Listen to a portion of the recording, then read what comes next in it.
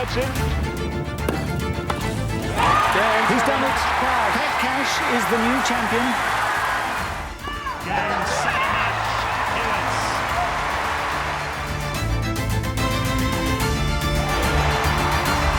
A destiny fulfilled. Well, Ashley Barty was having a party here last year, and we want to see if those celebrations can continue for the Aussies and can they get another name on that long list of champions.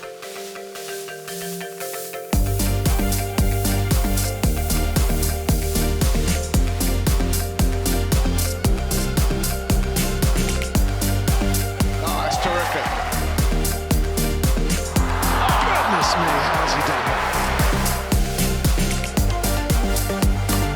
Oh, that's gorgeous. Little moment of magic from Ana Tomljanovic.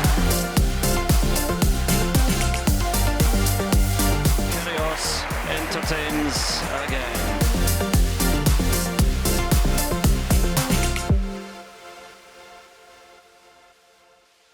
Well, with 4 Australians in action on day 8, the most at this stage of the competition since 1999, the Australian fans are really hoping they'd see at least one of their own into the quarterfinals. Well, Australians aside though, let's talk about the ladies' side of the draw, and there was only one former women's singles champion left in the form of Simona Halep, and she was looking to match the standards that she sowed in 2019. And following her on centre court, it was 2 times men's champion from SW19, Rafa Nadal. It really did feel like a case of Manic Monday this time out here, and let's bring you up to speed on everything else which happened on day 8 of the championship.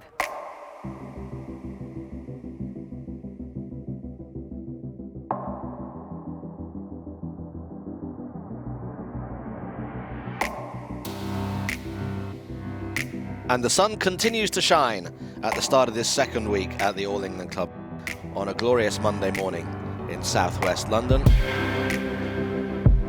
Glorious day. Some of the best weather forecasts today.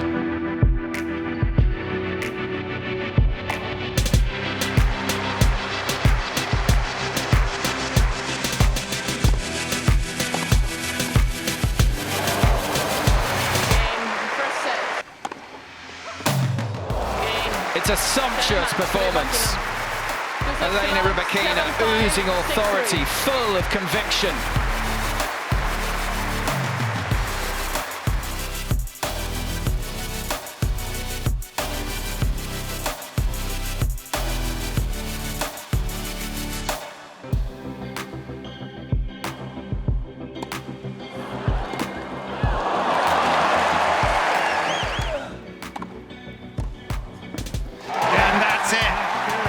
Another victory for Kyrgios. This takes him through to the quarterfinals.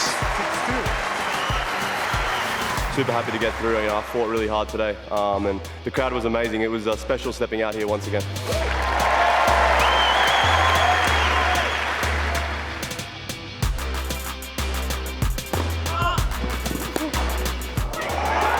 What a match! What a match! Standing ovation on court 2, no quarter asked or given by 2 absolutely ferocious competitors. But it's Christian Garin who will play in the quarter-finals of Wimbledon.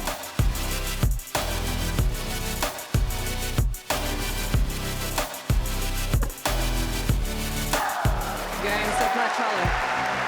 Full of class, Simona Halep this afternoon. 6-1, 6-2. Always nervous before, but I enjoyed a lot to be back on center court in front of this beautiful crowd, always supporting me. Thank you. It's a pleasure to be back here.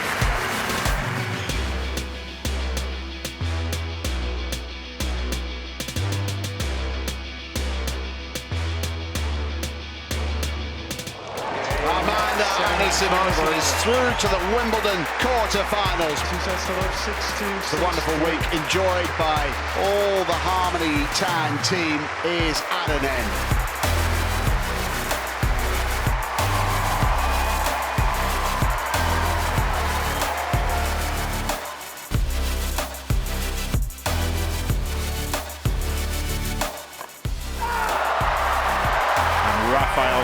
with some relief, gets the job done. To be in quarterfinals here on Wimbledon after 3 years without playing here, it's amazing for me, and also very, very happy.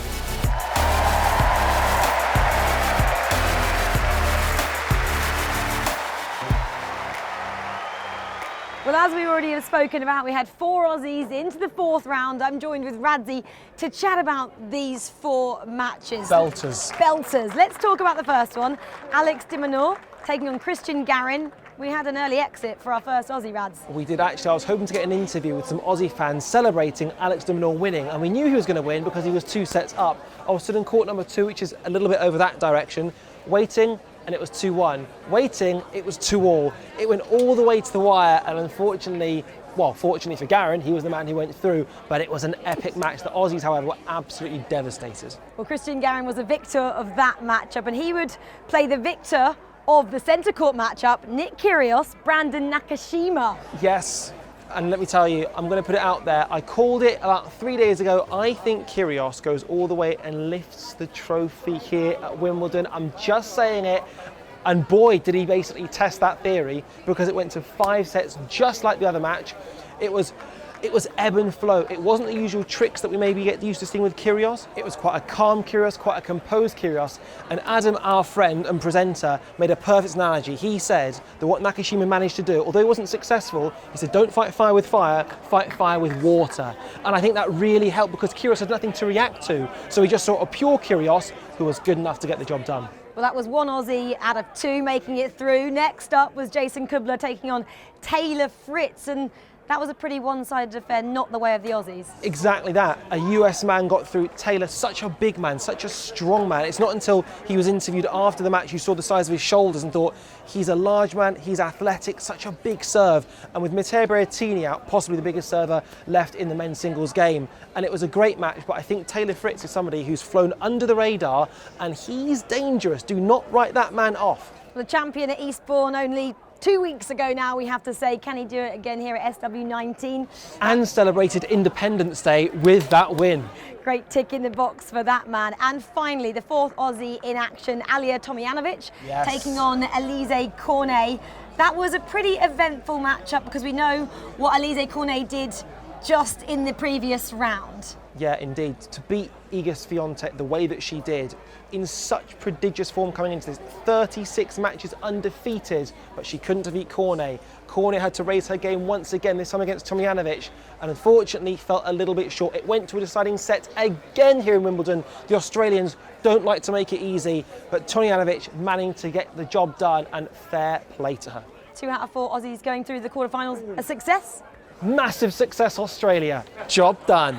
Well, one man, Radzi, who will think it's a success and will actually be here come what may on Sunday is this guy.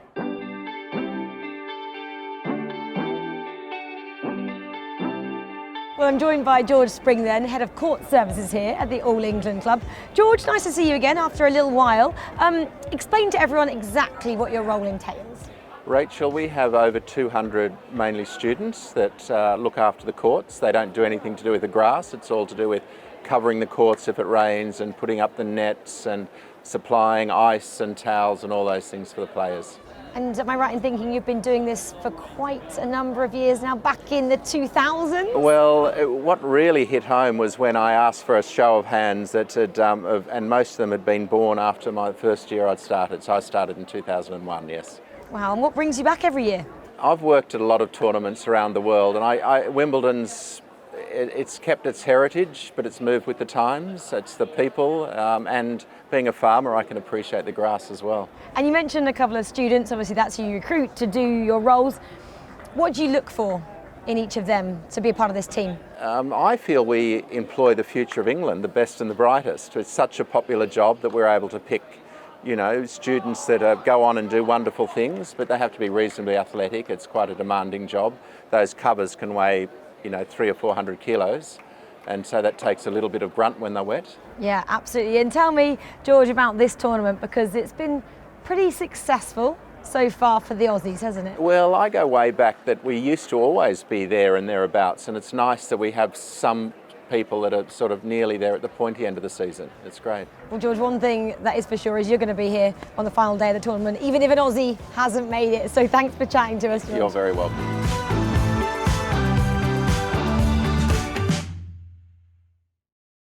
Well, George is such a recognisable figure around the championships, here since 2001, Radzi. Someone else, though, who is back. She hasn't been here since 2019. Simona Halep, she was taking on Paula Badosa in her matchup, and I guess the champion being a champion. And also the effect that has to the crowd. Wimbledon champion 2019, French Open champion, and the fact that her story to get to this point, so the idea that she hasn't really played very much, period. She suffered with injuries. The last time she played at Wimbledon was 2019, pre-pandemic. What kind of run could she put together? And for me, the most exciting of all the singles is the women's draw. It's so wide open. I thought it might be Iga. She's out. I thought it could potentially be Ons. She's still in. Could it have been Serena? She went out early doors. So it's properly open. Well, if anyone can do it, a former champion can do it in the form of Simona Halep. Well, Nadal then was last on centre court, and he's looking for his third title here, Radzi, isn't he? Rafa Nadal is a superhero. And the response, when you even say Rafa Nadal, you get an applause from the crowd. The man is an absolute genius. He's had two sort of phases of his career. He's had the young Rafa Nadal, who was athletic, who had unbelievable fitness, and then a kind of post-stem cell surgery Nadal, who arguably is even better. It is incredible what he's done. He is quite literally the greatest of all time. We saw that again here today. You always see flashes with him. You never know quite what you're going to get, but just the rivalries, the moment he's created on centre court, unforgettable. Well, talking of rivalries, Rafa Nadal and Roger Federer, they've got great rivalries in the past in centre court there, which is celebrating 100 years this year. And we caught up with Charlie Eccleshare, sports writer from The Athletic, and he took us on a trip down memory lane.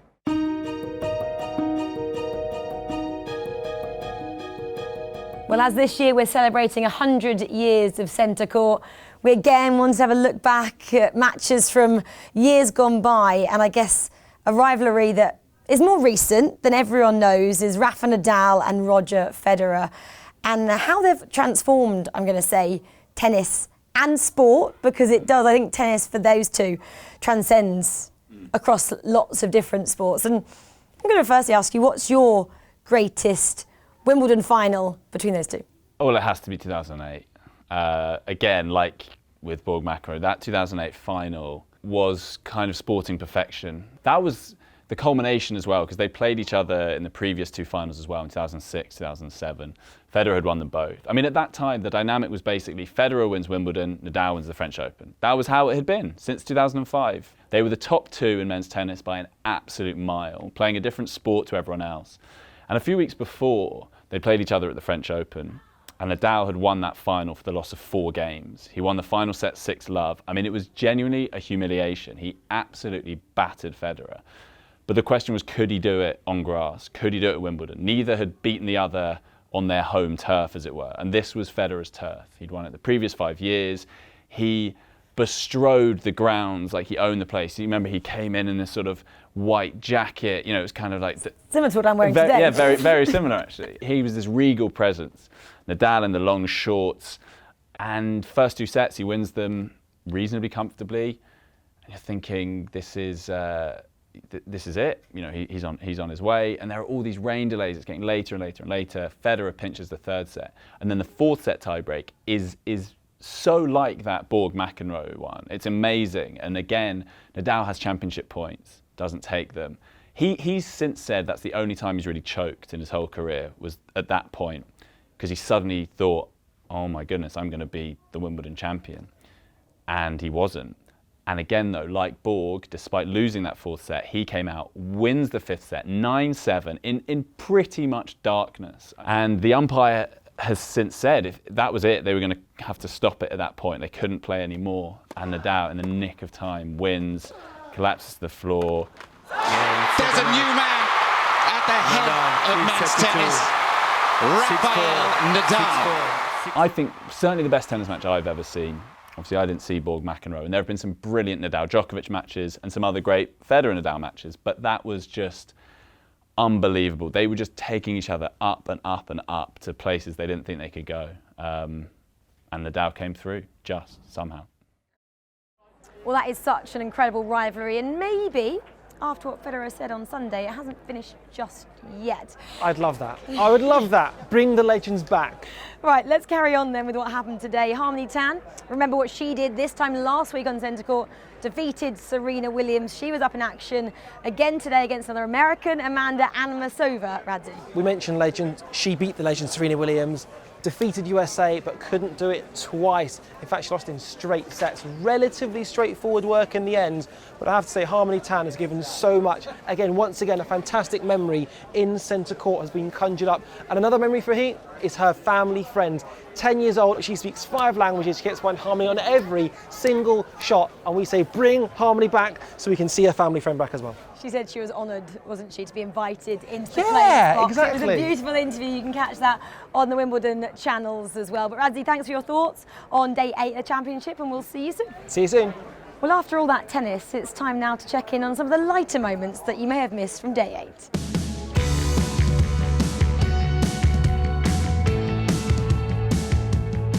Couple of big names there, aren't there? Stephen Fry on the left, Serena McKellen on the right.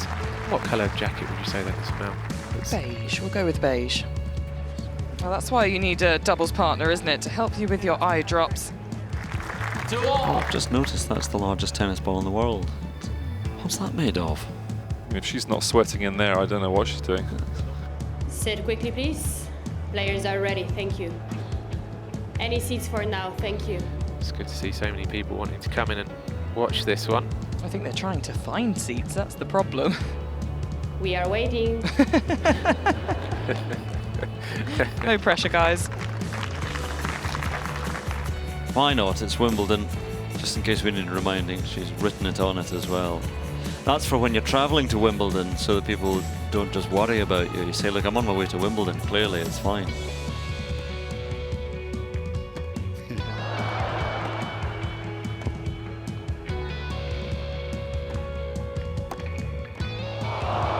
And then he goes and wins the point. Hits the ball between his legs. It's becoming more of a Kyrgios match. More of a match or more of a circus?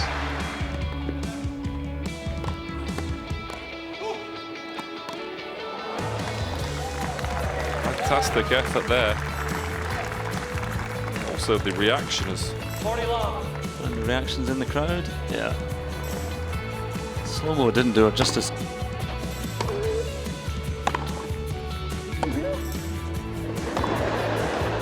A little bit of an unusual grunt. What was that noise? Sounded like a mouse. It's been stepped on. Maybe it was. I don't know what happened there. I needed a glass of wine for sure tonight. For sure.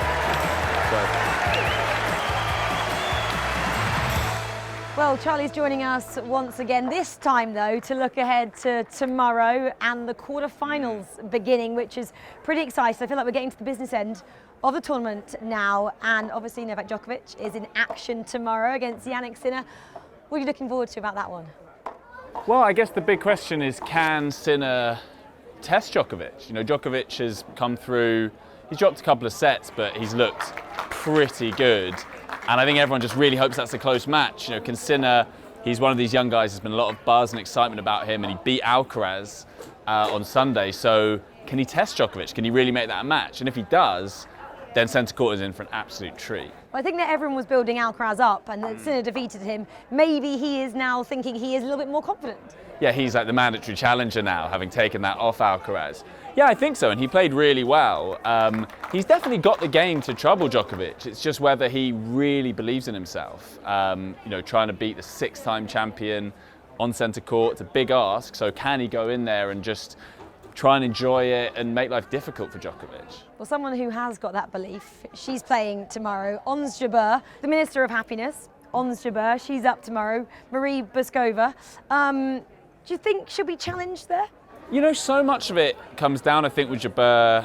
Again, she's someone who's never really delivered at the majors, and there's always been a lot of, not pressure, but expectation, I suppose, because she's so talented. And now here she is with a real chance. So is she able to go out there and kind of put aside the occasion, not be too worried about the fact that people are now talking about her as a potential champion, and just play her game? I think if she does that, she should come through. against a player who had never got beyond the second round of a slam before this tournament. So on paper, she should be winning that match. But yeah, we've seen so many times players when they get to this sort of stage that the pressure can become too much. And Jaguar is now a consecutive quarter-finalist here at the All England Club. I feel like the fans are really rooting for her this year as well. She's such a popular player, lovely personality, and does always seem to have a kind of happiness about her, as she alluded to. So I think they would love her to make a real run of it. So I think she'll probably have a lot of the fans with her, and maybe that gives her a little edge as she tries to get to that elusive semi-final. I'm sure the fans will be behind her, and the fans will definitely be behind Cam Norrie, of course. He's out here, the only singles player in terms of home favourite left in this. David Goffin is his competitor. Can he go a step further? Yeah, I think he can. I was putting you in the spot there, and you seem confident. I think that'll be a really tight match. Goffin obviously has much more experience. But I think Norrie, now that he's got into the second week of a major to a fourth round for the first time, he's got that monkey off his back, he looked really liberated against Tommy Paul, because it was kind of like, well, I've got a step further, of course now I can just keep going. And I don't think he'll have too much pressure on him tomorrow against Goffin. Yes, it's a winnable quarter-final, but he's already done brilliantly. I think he'll step up, and I do think he'll come through that match. Well, we're excited for tomorrow. Quarterfinals, day 9. Charlie, thanks so much for previewing that with us. Well, guys, thank you once again for joining us here on the Wimbledon Evening Show presented by Jaguar. If you want to get in touch, you know what to do. Just to comment using all the Wimbledon socials, and we'd love to hear from you. But until tomorrow, have a great evening, and we'll see you then. Goodbye.